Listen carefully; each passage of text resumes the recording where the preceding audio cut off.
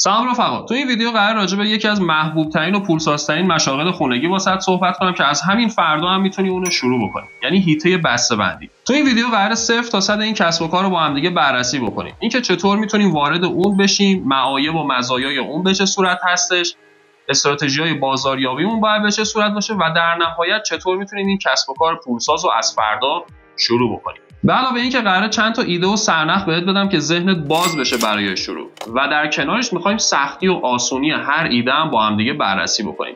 اگه این ویدیو فکر می‌کنی واسه جذاب هست، اول اون رو لایک بکن، کانالم سابسکرایب بکن تا بریم سراغ مرحله اول. خب بریم سراغ آسان‌ترین حالت که خیلی از شرکت‌های بزرگ و کسب و کارهای خانگی دارن اون رو انجام میدن، یعنی هیته بسته‌بندی و فروش خرده. اینجا یه موضوع بسیار پر اهمیت برای موفقیت تو. اگه تو تامین کننده‌ای رو پیدا بکنی که محصول با کیفیت و قیمت اقتصادی بهت بده و در کنارش بتونی شرایط تسویه حساب خوبم ازش بگیری، نصف بازی رو بردی. اینجا چه اتفاقی میفته؟ بذار یه مثال با هم دیگه بزنیم. فرض بکن تو 100 کیلو تصمیم داری که یه محصولی رو بخری و به صورت بسته‌بندی شده بفروشی به بازار. اگه تو این محصول با کیفیت و به قیمت خوب و شرایط تسویه 3 یا 4 ماهه بتونی پیدا بکنی یا تهیه بکنی و از اون طرف سرعت فروش طوری باشه که توی مثلا 1-2 ماه بتونی کل اون رو بفروشی، اینجا سرعت نقدینگی کسب و کار تو به شدت میره بالا و هر روز میتونی کسب و کار و بیزینس تو بزرگ و بزرگتر بکنی. ولی اگر این شرایط فراهم نبود برای تامین کننده ها هم نگران نباش، میتونی محصولتو به صورت نقد یا مدت کوتاه‌تر بخری و با استراتژی خاصی که خودت داری محصولتو به بازار بفروشی. حسن این روش که توی دسته‌بندی آسون هم قرار میگیره اینه که خب اول از همه ریسک خیلی کمی داره واسه تو. یعنی اگه محصول مشکل تاریخ مصرف و انقضا نداشته باشه، ریسک کارتو خیلی اینجا نمیره بالا برای فروش محصولت. دانش تخصصی و سرمایه خیلی زیادی هم نمیخواد و از همین فردا هم میتونی توی یه اسکیل خیلی کوچیک این کارو شروع بکنی و کم کم اون رو توسعه بدی. مثل خیلی از شرکت‌های بزرگی که الان در حال حاضر دارن فعالیت میکنن ولی خودشون اصلا کارخونه تولیدی ندارن و محصول رو از یه افراد دیگه خرید میکنن، با بسته‌بندی و برند خودشون به بازار ارائه میکنن. یه سری چالش‌ها هم داره این روش. اول از همه پیدا کردن تامین کننده خوب کار راحتی نیست. کسی که محصول با کیفیت بهت میده، قیمتش اقتصادیه، شرایط تسویه‌اش هم جوری هست که بتونه با تو کار بکنه، همه اینا میتونه در کنار همدیگه اول کار یه مقداری واسه چالش برانگیز باشه. ولی اگه تامین کننده خوب میشناسی، خب این مشکل حل میشه و میتونی بری سراغ چالش بعدی. چالش بعدی هم اینه که خب یه سری رقیبای قدیمی‌تر داری توی بازار که از تو اعتبارشون بیشتره و تو باید با اونا یه مقداری چالش داشته باشی تا محصولات تو بفروشی به مشتری‌ها. و چالش سوم هم این هست که اول کار یه مقداری ممکنه سود کار تو کم باشه، چون تو داری بسته‌بندی انجام میدی و حجم فروشت اونقدر نیست. سود کسب و کار تو اوایل کار شاید اونقدر واسط زیاد و جذاب نباشه. ولی اگه تو یه برنامه‌ریزی بلند مدت داشته باشی، در آینده با فروش بیشتر محصول میتونی درآمدت هم زیادتر کنی. بریم سراغ روش دوم که تو دسته‌بندی متوسط قرار میگیره، یعنی بسته‌بندی هدفمند محصولات. منظورمون از بسته‌بندی هدفمند چیه؟ اینجا برعکس روش اول که ما فقط محصولات رو کوچیک‌تر می‌کردیم، باید مشتریای هدفمون رو دسته‌بندی بکنیم و یه گروه خاص رو مورد هدف قرار بدیم. یعنی چی؟ یعنی به جای اینکه بیای یه محصول رو برای تمام مردم بسته‌بندی بکنی، بیای مثلا قشر کارمندا، دانش آموزا یا یه گروه خاصی رو مورد هدف قرار میدی و در کنارش با یه بسته‌بندی جذاب برای اون گروه مشتری محصولتو خواستنی‌تر می‌کنی. بذار یه مثال عینی هم با هم دیگه بزنیم. مثلا تو روش اول اگه ما 100 کیلو دمنوش می‌خریدیم، اون رو به قطعات کوچکتر تقسیم می‌کردیم و می‌گفتیم آقا هر کی دوست داره بیاد بخره.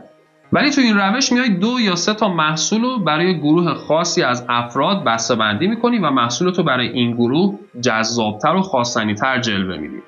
یعنی به طور مثال برای کارمندا میای 3 تا دسته از همون دمنوش رو بسته‌بندی می‌کنی و این محصول خاص برای اون افراد ارائه می‌کنی به بازار. چرا این خاص کردن گروه مشتری‌ها و محصولت میتونه باعث موفقیتت بشه؟ زمانی که تو یه محصول رو می‌خوای واسه عمده جامعه معرفی بکنی، خب دقیقاً نمیدونی باید برای کی تبلیغ بکنی، از چه طریقی بتونی سرمایه‌گذاری بکنی تا سریعتر به نتیجه برسی. ولی زمانی که مثلا میای دانش آموزا، کارمندا، حالا یا هر گروه دیگه رو مورد هدف قرار میدی، دقیقاً میدونی که چجوری باید تبلیغ بکنی، کجاها اصلا باید تبلیغ بکنی، چطوری محصولتو پرزنت بکنی که سریعتر به نتیجه برسی.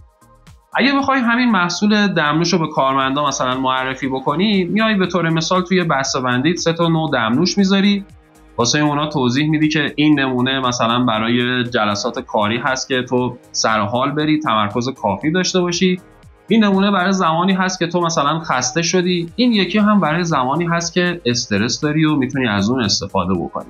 اینا که همه حالا در حالت مثال و فعل‌بداهه من دارم میگم، همه اینا باعث میشه که تو محصولت برای یه گروه خاصی از مشتری‌ها هدفمندتر بشه و محصولت اون افراد بتونن سریعتر بشناسن و تهیه بکنن تو بازار. ممکنه این سوال اینجا پیش بیاد که این ایده اصلا جواب نمیده و کسی این محصول رو خرید نمیکنه. یعنی کارمندا چرا باید بیان مثلا محصول بسته‌بندی شده دمنوش مخصوص کارمندا رو بخرن؟ اینجا میتونیم اینطوری توضیح بدیم که افراد معمولا از مزایای یه محصولی خبر ندارن. یعنی شاید خیلی‌ها واقعا ندونن که دمنوشایی هست که میتونه به اونا کمک بکنه تو محیط کار. و همینطور افراد دنبال راحتی هم هستن. درسته که دمنوشایی هست که توی حالا قالب‌های بزرگتر و حجم‌های زیادتر به بازار الان ارائه میشه. ولی شاید افراد اینجا دنبال یه محصول کوچیک‌تر و جمع و جورتر باشن که راحت بتونن اونو با خودشون ببرن و بیارن یا حتی توی کشوشون بتونن استفاده بکنن. پس اینجا اگه تو نیازسنجی خوبی بتونی انجام بدی و بسته‌بندیت هم شکیل و جذاب باشه برای اون گروه مشتری، میتونی توی این هیته هم به موفقیت برسی. استفاده از این روش 3 تا مزیت اصلی پس برای تو داره. اول از همه محصولت خاص‌تر میشه برای یه گروهی از مشتری‌ها و بیشتر به چشمشون میاد. در کنارش حاشیه سود محصولت هم بیشتر میشه نسبت به زمانی که یه بسته‌بندی عادی برای همه انجام میدی. و در نهایت زمانی که میخوای محصولت رو معرفی بکنی یا تبلیغاتی روی اون انجام بدی، دقیقاً میدونی مشتریای تو کجاها هستن، چه چیزایی نیاز دارن و چطور میتونی به اونا نزدیکتر بشی و محصولت رو بفروشی. چالش‌های استفاده از این روش هم یکی بازاریابی هستش که تو اول کار باید سرنخ‌های بازار رو شناسایی بکنی و بهترین گروه مشتری و محصول رو بتونی انتخاب بکنی و در کنارش تقویت برند محصولت هستش که اول کار که یه مقداری از این موضوع شاید بی اطلاع باشی واسه چالش برانگیز باشه، ولی کار پیچیده‌ای نیست. اگه تو این زمینه چالش داری حتما توی کامنت بنویس، من سعی می‌کنم هم از طریق کامنت ها هم از طریق کانال تلگرام بهت کمک بکنم. خب بریم سراغ روش سوم و حرفه‌ای‌تر. قبلش ازت میخوام اگه این ویدیو رو دوست داری حتما اون رو لایک و برای بقیه دوستاتم شیر بکنی. اگه کلا به حیطه بیزینس و کسب و کارم علاقه‌مندی، میتونی تو کانال سابسکرایب بکنی. توی این روش بسته‌بندی هم افراد میان محصول رو با فرمول ترکیبی و اختصاصی خودشون بسته‌بندی میکنن و به بازار میفروشن.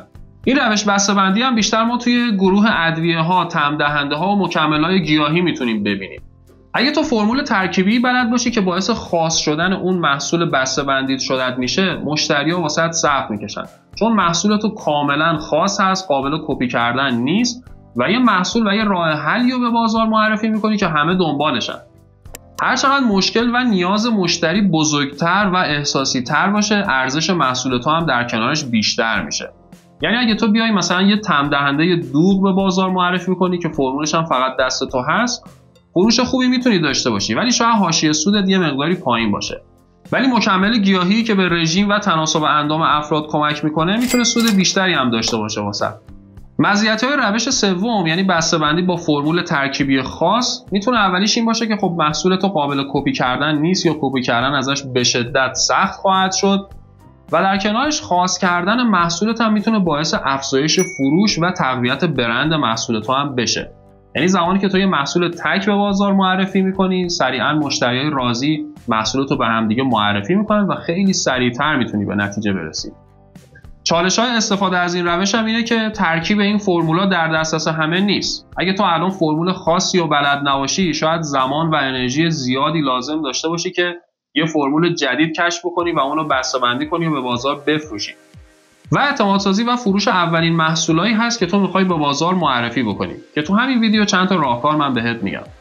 اگه کلا تازه می‌خوای با بیزینس و راه‌اندازی کسب و کار آشنا بشی، حتما باید مثلث 3C شامل رقیبا، مشتری و کسب و کار رو بلد باشی و بتونی اونا رو تحلیل بکنی.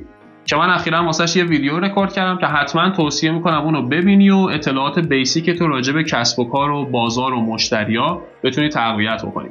ممکنه بپرسی که کدوم یکی از این 3 تا روشی که ما تو این ویدیو گفتیم میتونه بهتر باشه. من روش دومو بیشتر توصیه میکنم، چون تو دقیقاً میدونی که برای کدوم گروه از مشتریت باید چه محصولی رو بسازی و برای کدوم گروه از مشتریت هم باید تبلیغات انجام بدی. پس اینجا دو تا روش بازاریابی و فروش رو میخوام واسط توضیح بدم. روش اول سامپلینگ هست یا ارائه تست رایگان به مشتری. اینجا تو گروه مشتریات رو انتخاب کردی و میای یه تعداد زیادی توی حجم کوچیک تست محصول یا سامپل ارائه میکنی به گروه مشتریای خاص خودت و هدفت هم فقط اعتماد سازی و تست کردن محصولت هست توسط مشتری. زمانی که تو نمونه رایگان میدی به مشتریات، اونا فرصت اینو پیدا میکنن که بدون ریسک کردن محصولت رو تست بکنن و اگه محصولت کیفیت کافی داشته باشه احتمال اینکه به تو سفارش بدن هم بسیار زیادتر میشه. روش سامپلینگ یکی از مرسوم‌ترین روش‌هایی هست که چه شرکت‌های بزرگ چه شرکت‌های نوپا از اون استفاده میکنن. شرکت‌های بزرگ برای محصولات جدیدشون محصول در اختیار مشتری‌ها قرار میدن و به اون تست رایگان میدن و شرکت‌های کوچیک هم برای کلاً معرفی خودشون و محصولاتشون به بازار از این روش استفاده میکنن. یه استراتژی فروش و بازاریابی دیگه هم که توی مثلث 3C راجع بهش صحبت کردیم شناسایی گپ‌ها و شکاف‌هایی هست توی بازار که رقیبای قدیمی‌تر نتونستن اون رو پوشش بدن و هنوز توی بازار مشتریایی هستن که محصولاتی رو میخوان که وجود نداره. مثلا گروه دانش آموزا شاید هنوز مشکل تغذیه و میان وعده‌شون توی مدرسه کاملا حل نشده باشه با وجود این همه شرکت‌های صنعتی و صنایع غذایی که الان وجود داره. و خانواده‌هایی هستن که به سلامتی هم خیلی اهمیت میدن و کلاً مخالف حل و حول‌های صنعتی هستن که الان تو بازار هست. و اگه خوراکی رو تو بتونی بسته‌بندی بکنی که حتما قید بشه مخصوص دانش آموزا و فضای مدرسه هست و گروه مشتریات رو خاص‌تر بکنی و در کنارش سالم بودن و مغذی بودن محصولت هم بولد بکنی شانس موفقیتت خیلی زیادتر میشه. بازم اینجا من یادآوری میکنم که مثالای این ویدیو صرفاً برای ایده گرفتن و فعالسازی ذهن افراد هستش که بتونن ازش ایده بگیرن، نه اینکه 100% اینا رو انجام بدیم و به نتیجه برسیم. و اما بریم سراغ مجوز. ببینید دوستان، از مجوز هم یه غول نسازیم. چیزی هست که هر کسب و کاری به اون نیاز داره. اول کار اگر فقط محصولتو به آشناها و اطرافی‌ها می‌خوای بفروشی شاید نیاز به مجوز آنچنانی هم نداشته باشی و فقط تو یه کارت سلامت که تهیه بکنی کارتو راه میندازه. ولی اگه بازار هدفت فروشگاه‌ها و مثلا سوپرمارکت‌ها هست، بله به مجوز از همون اول کار هم نیاز داری. اول از همه مراجعه بکن به یکی از دفاتر پیشخوان و گواهی بهداشت و سلامتی تو برو بگیر. بعد از اینکه واسط صادر شد تصویرش رو حتما توی پیج کاریت بذار که یه اعتماد اولیه بتونی از افراد جلب بکنی و در کنارش موقع کار حتما لباس تمیز، دستکش و ماسک هم استفاده بکن و حتما از نحوه کارت و بسته‌بندیت هم فیلم و عکس بگیر. زمانی که افراد این شفاف سازی و تمیز کردن کار تو رو ببینن خیلی سریعتر به تو اعتماد میکنن. اگه این ویدیو واسط مفید بود ممنون میشم که اون رو لایک و برای بقیه دوستاتم شیر بکنی. اگه به بیزینس و راه اندازی کسب و کارم علاقه‌مندی توی کانال میتونی سابسکرایب کنی.